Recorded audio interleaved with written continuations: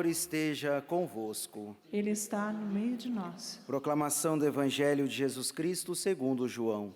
Glória a vós, Senhor. Depois de lavar os pés dos discípulos, Jesus lhes disse: em verdade vos digo, o servo não está acima do seu senhor, e o mensageiro não é maior do que aquele que o enviou. Se sabeis isto e o puserdes em prática, sereis felizes. Eu não falo de vós todos, eu conheço aqueles que escolhi. Mas é preciso que se realize o que está na Escritura. Aquele que come o meu pão levantou contra mim o calcanhar.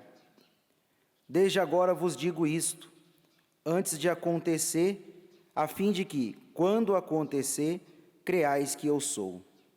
Em verdade vos digo, quem recebe aquele que eu enviar, me recebe a mim, e quem me recebe, recebe aquele que me enviou. Palavra da salvação. Glória a vós, Senhor.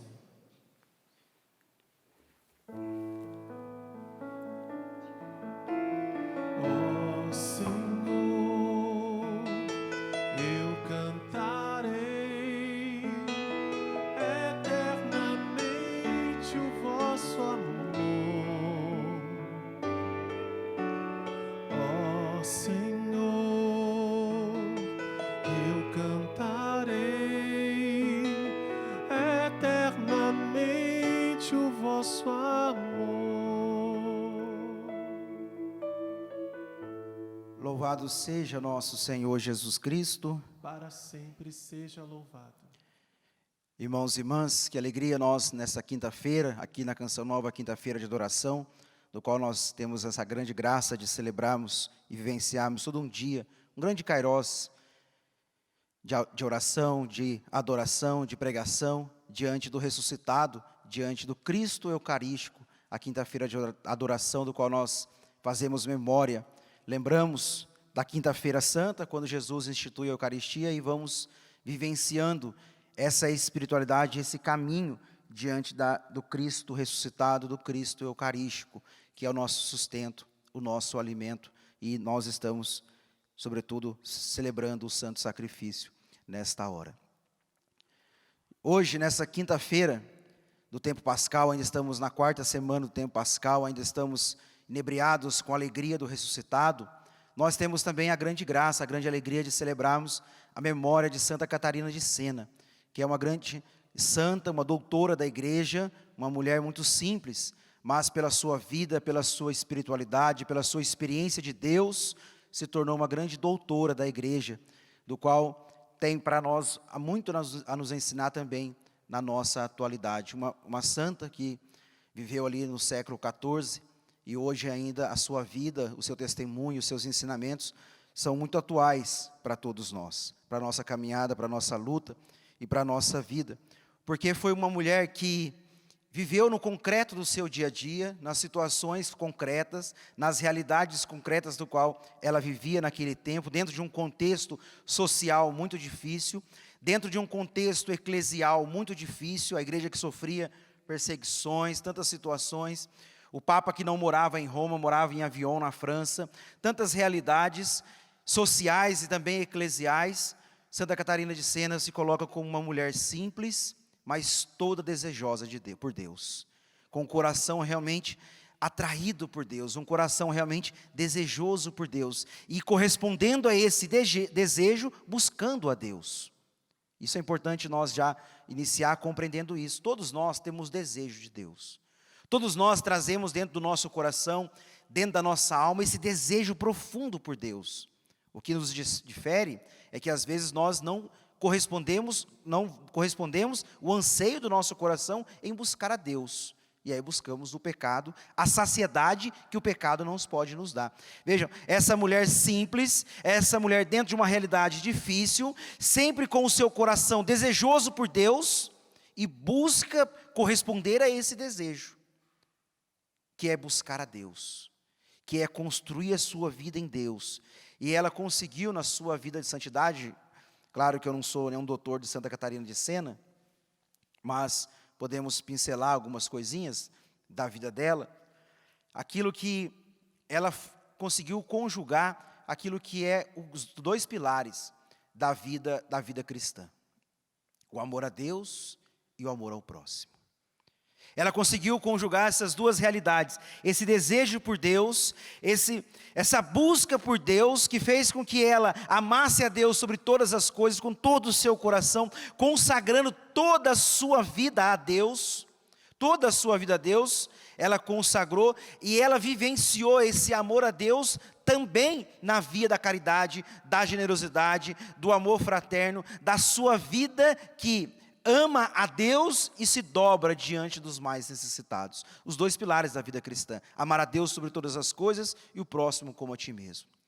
A sua vida, a sua espiritualidade é resumida nessas duas realidades: esse amor a Deus, dessa busca por Deus, dessa vida de oração constante, com insistência, num total relacionamento filial com este Deus, nessa busca de construir cada vez mais este relacionamento, essa intimidade com Deus, na busca de estreitar toda a sua vida na intimidade, na comunhão com Deus, que é Pai, e essa comunhão com Deus que transborda na caridade, no relacionamento com o próximo, no amor ao próximo, no socorro aos mais necessitados, essa vida que vai se tornando caridosa, um transbordamento de caridade a partir da experiência com aquele que é a caridade, que é o próprio Deus.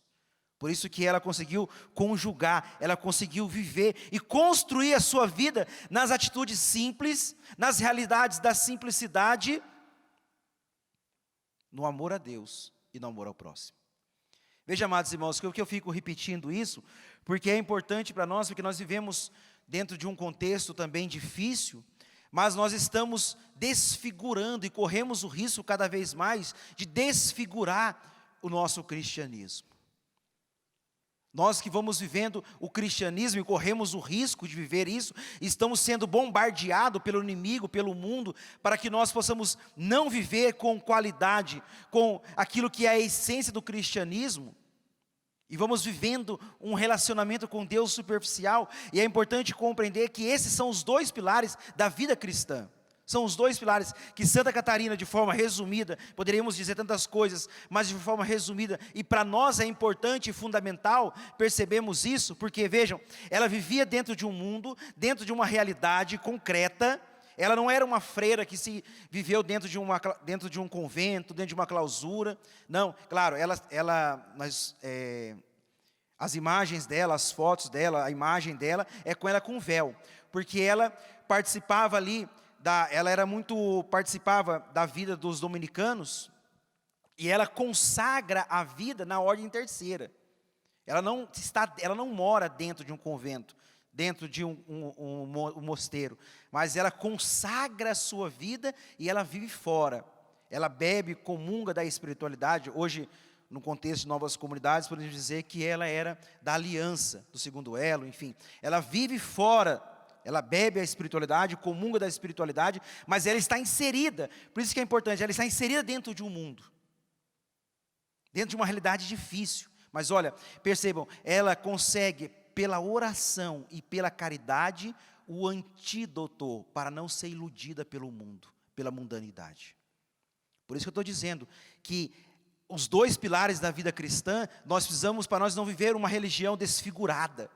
Porque, olha, perceba, ela está num mundo difícil, numa sociedade difícil, numa realidade difícil, não diferente da nossa, talvez em aspectos, mas o mesmo combate espiritual, a mesma luta de que destruir a igreja, destruir os valores, destruir o ser humano, uma mentalidade mundana que vai avançando. E qual é o antídoto que ela encontra para que ela não seja iludida pelo mundo, que ela não seja seduzida pelo mundo, que ela não esteja ali à disposição do mundo? A oração, o amor a Deus sobre todas as coisas, a oração incessante, a oração constante, todo o tempo o seu coração voltado, não quer dizer que ela ficava escondida dentro de uma capela, mas a oração constante, a oração incessante, a oração, o ritmo da vida que nós pregamos na Canção Nova, é essa oração que o meu coração a todo o tempo, diante de todos os afazeres, ele está voltado para o meu amado que é Deus. A oração constante, a oração incessante é que a todo tempo, a todos os afazeres, a 24 horas do meu tempo, o meu coração tem que estar voltado para Deus, desejando Deus, querendo amar a Deus, querendo tocar em Deus, desejoso de Deus, palpitando dentro de nós uma sede por Deus, que vai fazendo que eu esteja com a minha mente, o meu coração, as minhas buscas, tudo o que eu faço é com Deus, por Deus e para Deus. Aqui está o segredo para nós, amados irmãos. Vejam, repito o que eu já disse, ela estava dentro de um contexto, ela não estava isolada. Estou dizendo isso não é que diminui ou facilita a santidade para quem está dentro de um mosteiro, não. Eu estou dizendo para nós tomarmos consciência e percebemos de uma mulher, de uma jovem, simples, humilde, que demorou para aprender a ler e escrever, mas ela se pauta dentro de uma realidade com a sua vida total de contemplação, de oração, de profundidade, para não se iludir, para não deixar ser seduzida pelo mundo. Vejam o que nós rezamos na oração da coleta. Ó Deus, que inflamasses de amor Santa Catarina de Sena, na contemplação da paixão do Senhor e no serviço da igreja. Um coração inflamado de amor, que fez com que ela tivesse uma vida contemplativa, não uma vida escondida. Aquela contemplação que eu vou buscando a Deus. Aquela contemplação que eu vou buscando amar a Deus. Aquela contemplação que eu vou construindo uma vida de intimidade, de relacionamento com Deus. A vida de contemplação, aquela do qual eu vou sendo atraído por Deus, eu vou correndo atrás de Deus diante das realidades, no meu trabalho, na minha escola, na minha faculdade, dentro de casa, nos afazeres domésticos, na viagem, nisso, seja lá o ambiente, o meu coração está contemplando, ou seja, o meu coração está buscando a Deus. Contemplação é buscar a Deus, porque Ele se deixa encontrar. Porque Ele se deixa encontrar. Nós estamos no mundo. Não podemos ser contaminados e contagiados pelo mundo. Por isso precisamos ter um coração contemplativo, um coração que busca a Deus. E buscando a Deus, eu transbordo dentro de mim um coração caridoso, com amor ao próximo, um amor aos mais necessitados, um coração, a vida que se coloca a serviço do outro, a serviço dos meus irmãos. Vejam, amados irmãos, e quero repetir isso mais uma vez, que diante de todas as dificuldades, todas as realidades, ela não se posicionou com rebeldia, com desobediência, pelo contrário, pela santidade, pela vida de santidade. Eu já disse aqui outras, sei lá, que dia foi que eu disse aqui, na última quinta-feira que eu celebrei aqui, umas 2 atrás, eu acho. Nós vivemos tempos difíceis, de muitas vozes, de muitos posicionamentos, de muita coisa. Nós estamos tornando cristãos rebeldes, nós estamos nos colocando nas mãos do diabo, criando divisão e menos oração. Ela viu realidades difíceis na igreja? Viu. Ela viu realidades difíceis na sociedade? Viu. Mas ela não se tornou uma rebelde, pelo contrário, se tornou uma intercessora. Foi lá no Papa, conversou com o Papa, convenceu o Papa pela oração. Nós nos tornamos os donos da verdade, nós nos tornamos os escravos da verdade, mas nós não queremos viver a verdade do próprio Evangelho, de uma vida em Deus, pautada em Deus, construída em Deus para a santidade. Nós queremos dizer que o outro não vive a verdade, mas nós deixamos que a verdade toma conta da nossa alma, do nosso coração, e essa verdade é a verdade de Deus, e essa verdade é a verdade da santidade. Nós vivemos esse tempo tão difíceis e nós católicos, estamos sendo iludidos, enganados por Satanás. E ao invés de construirmos a nossa vida pelo partido da santidade, nós vamos dividindo a própria igreja, a própria família, a própria comunidade que nós vivemos, amados irmãos. Não! A santidade não se revela na rebeldia, a santidade se revela no coração dobrado diante de Deus. Tem muito rebelde por aí, na TV, na internet, na rádio, na sua casa, se colocando como santo. A santidade não está na rebeldia, a santidade está no coração dobrado diante de Deus. Quem é rebelde é filho do diabo. Nós somos filhos. Veja, Santa Catarina de Sena, ela não se colocou na rebeldia, na desobediência, ela dobrou o seu coração diante de Deus para a santidade. O mundo hoje não precisa de rebeldes, não precisa de bandeiras. O mundo precisa de cristãos autênticos. Eu e você na santidade. É isso que a igreja precisa. A igreja não precisa de defensores da fé. A igreja precisa de homens que a sua vida defenda a fé. A igreja precisa que nós possamos perceber que nossa religião, o nosso cristianismo, não pode ser desfigurado mais desse amor a nós mesmos. Nós estamos amando a verdade que nós achamos que é verdade, e não mais a verdade do Evangelho. Nós defendemos pessoas e não defendemos a Cristo. Nós defendemos homens e mulheres e não defendemos a Cristo, porque nós estamos escravos, apegados à nossa própria verdade. Santa Catarina de Sena não se apegou à sua verdade, se apegou à verdade de Cristo, a verdade do Evangelho, a verdade da santidade. É isso, amados irmãos, igreja, toma consciência disso. Eu e você estamos dividindo a igreja, estamos sendo instrumentos de Satanás. A santidade não se revela na rebeldia, a santidade se revela no coração dobrado diante da verdade de Deus. Como que Santa Catarina não se iludiu por essas armadilhas? No amor a Deus, numa vida de oração e no amor ao próximo. No amor ao próximo. Vejam, esse caminho, é importante gritar isso para nós tomarmos consciência disso. Nós precisamos nos posicionar sim, nos posicionar numa vida reta, porque o mundo não quer gritaria, o mundo não quer rebeldia, o mundo quer testemunhas autênticas, cristãos autênticos. O cristianismo não é uma torcida de futebol que eu levanto bandeira e grito para um lado ganhar e o outro perder, não. O cristianismo é vida, é testemunhas autênticas do Evangelho, testemunhas autênticas que vivem e buscam viver diante das nossas fraquezas. Não estou dizendo que o cristianismo é um bando de anjos, e nunca será um bando de anjos. O cristianismo será homens e mulheres de carne e osso, como eu e você, como você que está em casa, que caem, que tropeçam, mas estão com o coração dobrado diante de Deus. Diante de Deus. O nosso coração tem que estar dobrado diante dEle. Ela estava no mundo, inserida no mundo. Ela estava inconformada com todas as realidades difíceis que estavam apresentando a ela, assim como nós. E graças a Deus que somos pessoas inconformadas com tudo aquilo que se apresenta diante de nós, daquilo que é errado. Sim, não é fechar os olhos e se tornar agora um espiritualóide. Estou dizendo o quê?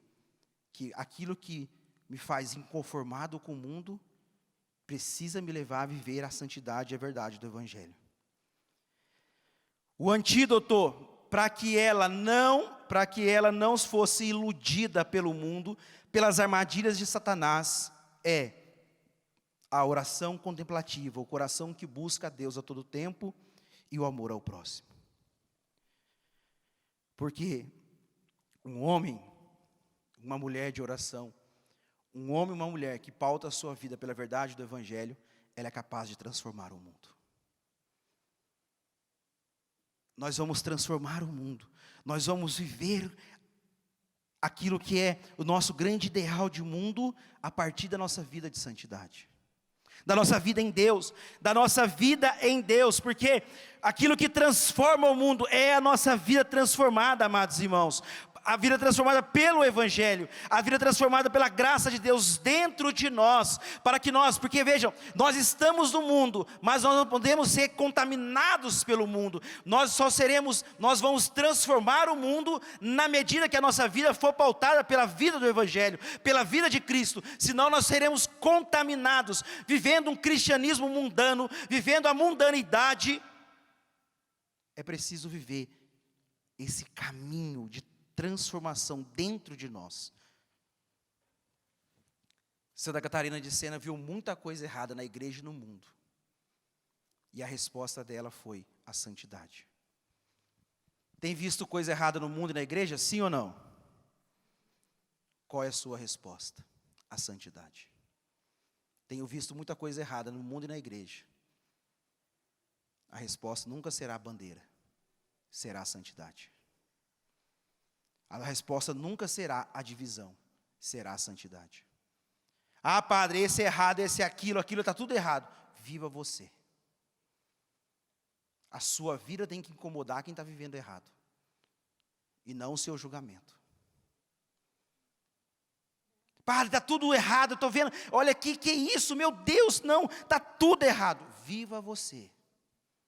Mostre a verdade, não com a sua palavra, com a sua vida para ele. Não, padre, mas não está, não. Viva você. Não, padre, mas você é rebelde, não, viva você. Os rebeldes são filhos do diabo. Os filhos de Deus vivem a docilidade ao Espírito Santo e não ao espírito do mundo. Veja aqui isso. E eu disse que a santidade dela é muito atual. Porque ela pautou a sua vida pela contemplação, pela oração, pela busca por Deus a todo tempo e por amor ao próximo. Todo tempo amando a Deus, buscando a Deus, porque o coração estava inflamado de amor, o coração apaixonado por Deus, o coração que queria encontrar a Deus, buscar a Deus, um coração que estava a todo tempo voltado para Deus, o coração que estava a todo tempo desejoso, buscando a Deus. Só que nós vamos perdendo tempo.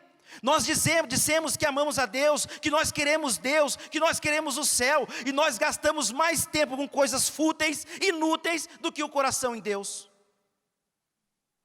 Nós gastamos nosso tempo mais e mais e mais com tantas coisas que não são essenciais e deixamos para depois aquilo que é essencial. A vida de Deus, a vida em Deus, o coração para Deus. Amados irmãos, essa sede que nós temos de eternidade não será saciada diante de uma televisão. Essa sede de eternidade que nós temos dentro de nós será saciada diante de Deus, aos pés de Deus. Aos pés dele, esse desejo, essa saciedade, como eu dizia, ela será saciada, não nas coisas inúteis, porque você não é um inútil. As coisas, essa sede dentro de nós será saciada por aquilo que é eterno, aquilo que é divino, porque nós somos feitos para aquilo que é eterno, para aquilo que é divino, para aquilo que é do céu. Eu amo tanto a Deus, mas nem penso nele. Pai, do Filho e do Espírito Santo, amém?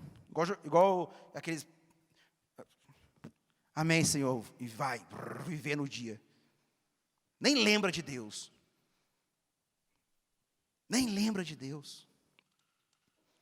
O antídoto para não ser iludido pelo mundo, seduzido pelo mundo, é o coração voltado para Ele a todo tempo. Voltado para Deus a todo tempo.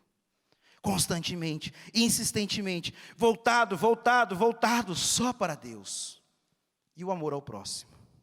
Aí nós estaremos vivendo uma vida que agrada de fato a Deus. Mas tá bom, deixa Santa Catarina de Sena para lá um pouquinho, vamos voltar para a liturgia da palavra. Voltar não, entrar, né? Nem falei da liturgia da palavra ainda. Na primeira leitura, nós estamos já desde a Páscoa olhando, contemplando a narrativa dos Atos dos Apóstolos. E fomos passando os atos de Pedro, aquilo que Pedro foi fazendo, pregando, anunciando. Os atos dos discípulos, da igreja que foi nascendo, da igreja que foi se expandindo, da igreja que começa a crescer. Alguns dias atrás contemplamos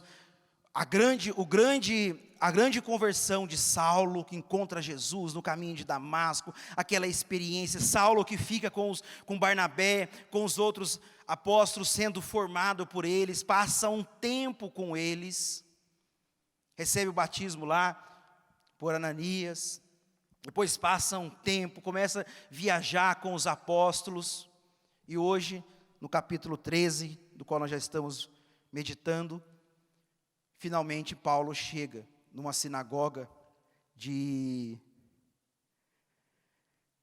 Antioquia, da Pisídia, hoje é a Turquia. Paulo chega lá junto com Barnabé. Atravessam, faz aquela viagem toda. A partir de agora, a partir do capítulo 13 do Atos dos Apóstolos, vamos contemplar a vida de Paulo. Poderíamos colocar os Atos de Paulo. Daqui para frente, vamos ouvir e meditar aquilo que foram os atos, a vida, a missão de Paulo, que era Saulo, se transformou Paulo. Se você prestou bem atenção na primeira leitura, quando foi lida, dizia que Paulo, eles estavam numa sinagoga da Antioquia, da Pisídia, num dia de sábado. Paulo levantou-se e fez um sinal com a mão e disse: Israelitas e vós que temeis a Deus, escutai. Paulo começa a sua pregação da mesma forma que Jesus. Quando Jesus chega na sinagoga de Nazaré, num dia de sábado, e Jesus pede para ler a passagem do Isaías, que fala lá, que ele é o enviado, que ele é o ungido, que o Espírito Santo está sobre ele, que ele veio para curar, libertar os cativos, dar vista aos cegos, manifestar o reino de Deus que está próximo, lá no comecinho do Evangelho. Paulo, veja uma vida que é configurada a Cristo. Paulo começa da mesma forma que Jesus começou a sua vida pública, a sua vida de pregação, a sua vida missionária, dentro de uma sinagoga, num dia de sábado. Da mesma forma que Jesus lá atrás começa pregando, que ele faz um milagre em Caná, mas quando Jesus prega a primeira vez, é na sinagoga, em Nazaré. O Espírito do Senhor está sobre mim, enviou-me para anunciar aos pobres a boa nova, libertar os cativos, lá, essa parte aí. Paulo começa, num dia de sábado, dentro de uma sinagoga, na liturgia da sinagoga, de sábado, pega o evangelho, e começa a fazer um resumo, uma síntese da história da salvação.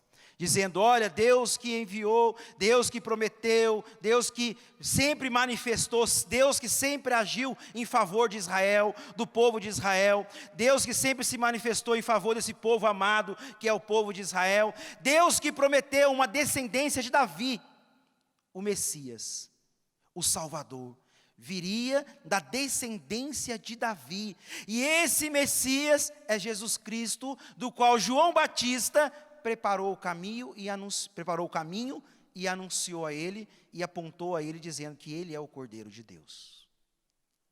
Ele é o Cordeiro de Deus. Então Paulo faz essa síntese para mostrar que a promessa se concretiza em Jesus Cristo. Jesus Cristo, ele é o prometido do Pai. Ele é o enviado do Pai. Ele está confirmando aquilo que Jesus viveu, aquilo que Jesus pregou e aquilo que Jesus viveu, que ele é o prometido, o enviado do Pai. Mas aqui não é, a ideia central não é convencer aqueles, claro, evangelizar e convencer, mas a ideia central, primeiro aqui, é mostrar aos ouvintes, sobretudo os judeus que estão dentro da sinagoga, que Deus, durante toda a história, foi trabalhando e foi se revelando, se mostrando. Paulo está mostrando e dizendo com a síntese, com a narrativa da história da salvação, que Deus, na sua bondade, na sua sabedoria, na sua paternidade, Deus sempre foi se revelando, se mostrando, até chegar no seu Filho Jesus Cristo, de que Deus vai conduzindo a história, mostrando o protagonismo de Deus, o protagonismo do Pai, do qual vai se revelando, se mostrando, diante das situações concretas. Se nós somos de Deus, e claro que nós somos dele, nós pertencemos a ele, você não pode olhar para a sua história, para a sua vida, de forma negativa. Deus está agindo no seu protagonismo, do jeito dele, no tempo dele. Mas mesmo diante das contrariedades, diante de todas as situações difíceis, diante de todas as dores e alegrias, o Pai está trabalhando na sua história e na sua vida. Paulo está querendo mostrar a eles que mesmo diante de todas as contrariedades, que mesmo diante de todas as situações difíceis que o povo de Israel passou, diante das infidelidades, diante das derrotas, diante daquilo que o povo foi passando, diante das consequências do pecado, Deus foi usando dessas situações para se revelar, para mostrar o seu amor, para mostrar a tua paternidade, para mostrar o seu poder, para mostrar o seu senhorio, trazendo para nós agora, amados irmãos, Deus não quer que ninguém sofra, mas Deus usa do nosso sofrimento, das nossas más escolhas, para revelar o seu amor, o seu poder, o seu senhorio e a sua paternidade na nossa vida. Deus nunca quis que o povo de Israel sofresse, que o povo de Israel passasse o que passou por causa da desobediência, da rebeldia e do pecado. Deus não quer que eu e você sofra de forma alguma, mas vejam, Deus usa dessas realidades que são frutos das nossas escolhas, que são frutos do nosso pecado, que são frutos das nossas más escolhas. Deus vai usando de tudo isso para manifestar o seu poder, para manifestar o seu senhorio, diante de todas as situações, porque Deus se deixa ser encontrado. E Deus se revela a nós, muitas vezes, através do sofrimento, através das situações difíceis, através das contrariedades. Paulo está dizendo, esse Deus que está se revelando, se mostrando a nós, em todas as vezes, em todas as situações, se revela de forma plena no seu Filho Jesus Cristo. Por isso, que o coração tem que estar, o coração aberto, que consegue enxergar a Deus, a manifestação desse Deus, o rosto desse Deus, o rosto desse Pai das misericórdias, que vai atuando, que vai entrando na nossa vida, e vai revelando o quanto Ele nos ama. O seu senhorio se revela muitas vezes naquilo que para nós é tragédia. Deus revela o seu senhorio. A tragédia do Filho na cruz revelou o senhorio de Deus pela ressurreição de Cristo. Talvez na tua cruz que você vive hoje, Deus quer revelar o senhorio dele na tua vida. Na tragédia da tua vida, Deus quer revelar a paternidade para você. Porque na tragédia de Jesus na cruz, Deus revelou o seu amor e o seu senhorio. Não precisava convencer ninguém que Ele era poderoso, mas Ele revela de forma plena com a ressurreição de Jesus. Para nós olharmos, amados irmãos, para a nossa história, para os nossos sofrimentos, para aquilo que nós estamos passando no hoje, não com um olhar de desesperança, mas com um olhar de esperança, porque nós não somos órfãos, Deus está conosco. O que Paulo está dizendo é o que? O povo de Israel nunca foi um povo órfão, muitas vezes não quis enxergar e obedecer ao Pai, mas nunca foi órfão de Pai.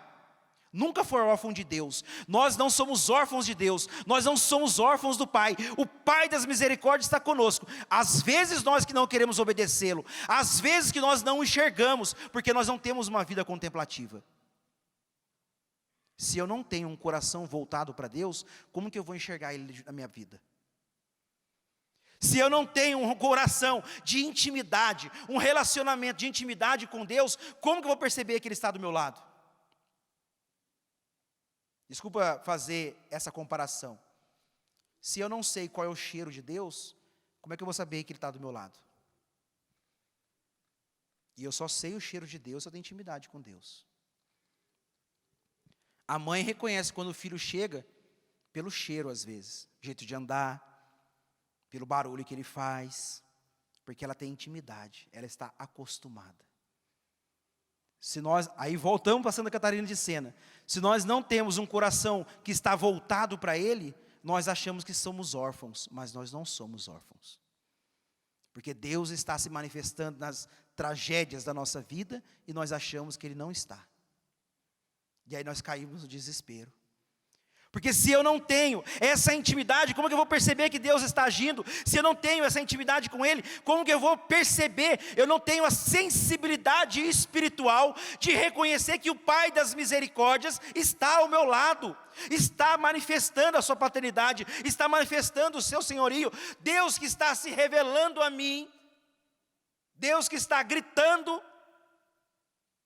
e eu não estou ouvindo, porque eu não tenho um coração e um ouvido voltado para Deus. Eu escuto mais o mundo e não escuto a Deus. Paulo está querendo fazer tudo isso para que aí eles reconheçam, então Jesus não era um impostor, Jesus era o Filho de Deus. Paulo faz, dentro da sinagoga, essa trajetória, essa síntese, para mostrar que em todo o tempo Deus estava sendo o protagonista diante do povo de Israel, que a todo tempo Deus não abandonou o povo de Israel, que mesmo diante das contrariedades, Deus estava trabalhando pelas entrelinhas do povo de Israel, para enviar o seu Filho ao mundo, para que enviando o seu Filho, todos conhecessem a verdade e fossem salvos, na pessoa de Jesus Cristo, o Verbo encarnado, o Filho de Deus, morto e ressuscitado. Se nós não construímos uma vida de intimidade com Deus, nós seremos enganados pelo mundo, seduzidos pelo mundo, atraídos pelo mundo. Por isso que Paulo, vejam, Paulo consegue fazer essa leitura não por ele, mas aquilo que ele vive, o caminho que ele vive de intimidade com Jesus Cristo, com Deus, para aí enxergar o mundo e as realidades na ótica de Deus, na ótica da esperança. Reconhecer a proximidade, o cuidado de Deus em nossa vida é fundamental. Vejam, reconhecer o cuidado e a paternidade de Deus na nossa vida é fundamental, para que aí sim eu caminhe na fidelidade. Porque se eu não confio em Deus, para que eu vou viver na vontade dEle? Se eu tenho desconfiança de Deus, se você não confia, por exemplo, não vamos usar aqui um exemplo totalmente humano, terreno. Se você não confia em mim, para que você vai seguir os mesmos passos que eu? Sabe que vai dar errado. Agora, para a vida espiritual, se eu não confio de verdade em Deus, para que eu vou seguir aquilo que Ele me pede para eu seguir? Vai dar errado. Tem um meme aí que eu não posso cantar porque é palavrão, né, por aí, mas não ia falar, vai dar outra coisa aí. Mas vejam, reconhecer essa proximidade, o cuidado de Deus em nossa vida, nos faz caminhar com confiança na fidelidade de Deus. Olha o que o Evangelho diz hoje, Jesus está apontando para os traidores, para que nós não sejamos traidores de Jesus. Para que nós não sejamos traidores, é necessário confiar e reconhecer que Deus está conosco, que eu não sou órfão, que o Pai está comigo, que o Pai está manifestando a sua bondade, porque Jesus está dizendo no Evangelho, nós sabemos que aqui é a Santa Ceia, e é o finalzinho ali, quando Jesus está falando de Judas, que aquele que vai me trair, é aquele que come comigo. Porque Judas queria viver o seu próprio projeto, e não o projeto de Deus. A traição entra aí. Quando nós não confiamos, Judas não confiava no projeto de Jesus, achava que o projeto messiânico dele, porque Judas trai Jesus, porque Judas se decepciona com Jesus. Judas acha que Jesus ia quebrar tudo, Jesus ia ser um revolucionário, ia destruir os romanos. Judas almejava um reino terreno, queria que Jesus acabasse com tudo, destruísse todo mundo, que, vamos usar a linguagem política, que Jesus fizesse um impeachment em Herodes e tomasse o poder. Quando Jesus mostra para Judas que esse não é o projeto dele, não é um projeto terreno, é um projeto celeste, Judas se decepciona e traz Jesus, porque ele não confiava no projeto de Jesus. A traição nasce quando nós não confiamos no projeto de Jesus. Qual é o projeto de Jesus para mim e para você? Qual é o projeto de Jesus para mim e para você? Nós ouvimos sexta-feira passada, que todos sejam salvos. O projeto de Deus para mim e para você é que nós sejamos, responde aí para não dormir, que nós sejamos. Você confia no projeto de Jesus para você, sim ou não? Porque o projeto dele para nós é que nós sejamos. Então caminhemos na fidelidade. na fidelidade, na fidelidade, na fidelidade, na fidelidade, na fidelidade, porque quem confia no projeto de Deus, morre para si, para viver somente aquilo que é de Deus. Se nós não confiarmos, veja como é importante nós traduzir essa realidade de confiança, porque eu confio em Deus, mas eu não quero viver a vida de Deus. Não é confiança, não é confiança. Confiar é trilhar um caminho de fidelidade, porque se eu confio em Deus, eu obedeço a Ele. Se eu confio em Deus, eu trilho o caminho que Ele está me oferecendo. Se eu confio em Deus, eu pauto a minha vida pela vida de Deus, pelos valores de Deus, e não pela vida do mundana. Não pela vida mundana, mas pela vida de Deus. E finalizo. Percebam. Nós traímos a Deus porque a nossa fé é imatura. Nós ainda vivemos pelo sentimento. Se eu sinto, eu faço. Se eu não sinto, eu não faço. Paulo está levando a comunidade a uma maturidade de fé. Reconhecer que Deus é o Senhor da tua vida não necessariamente é sentir o toque de Deus. É reconhecer que Ele te amou por primeiro, que Ele te amou por primeiro no alto da cruz.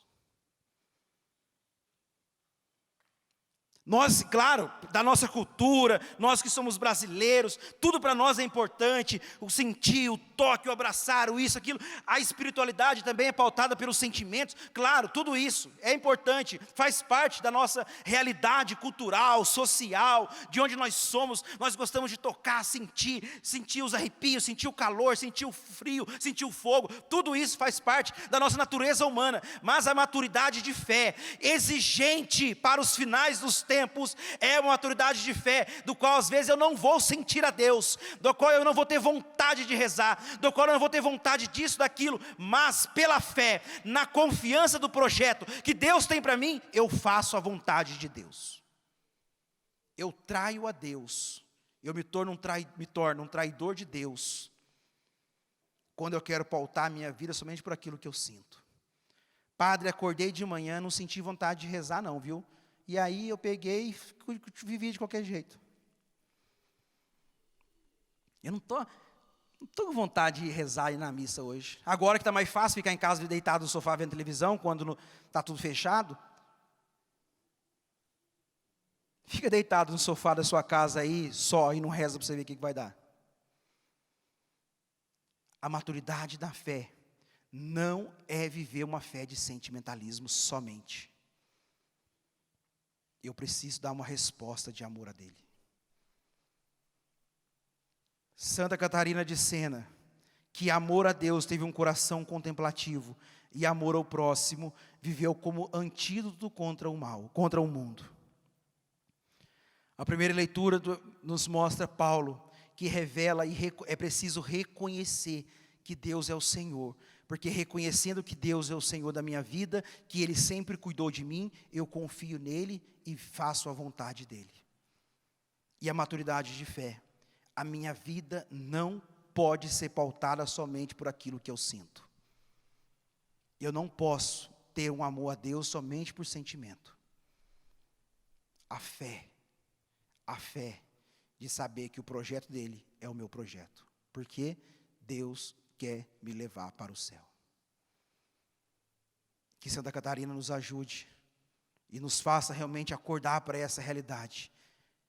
Nós estamos vivendo os finais dos tempos e não podemos viver um cristianismo de sentimentalista de qualquer jeito. Nós precisamos treinar o nosso coração para amar a Deus dentro das contrariedades. Dentro das contrariedades. Se nós buscar amarmos a Deus somente por aquilo que eu sinto, nós ficaremos para trás. E eu não quero que você fique para trás, e eu não quero ficar para trás. Por isso precisamos amadurecer a nossa fé em amá-lo, mesmo diante das contrariedades. Mesmo diante das contrariedades. Porque o Catecismo da Igreja diz que a igreja dos finais dos tempos será uma igreja testada pela fidelidade a Deus e não pelo sentimento. Que nós busquemos construir a nossa vida pela fidelidade a todas as coisas e não pelos sentimentos. Porque o sentimento é vazio e passa. A fé permanece até o céu. Vamos ficar em pé, vamos rezar mais um pouco, pedir a Deus a graça, diante de todo esse barulho que a liturgia fez em cada um de nós, nos nossos corações. Coloca a mão no seu coração e diga para o Senhor isso: eu quero, Senhor, eu quero ser fiel, eu quero viver, eu quero reconhecer a sua paternidade, o seu cuidado, eu quero reconhecer o seu senhorio, reconhecer, Jesus, e eu quero sonhar os teus sonhos, viver o teu projeto. Eu quero, Senhor, viver pautado na minha vida, nas minhas escolhas pelo céu. Assim, Senhor, como Santa Catarina, não pautar a vida pelas escolhas mundanas, mas pelas escolhas do céu, pelas escolhas da eternidade, pelo caminho de eternidade, Senhor.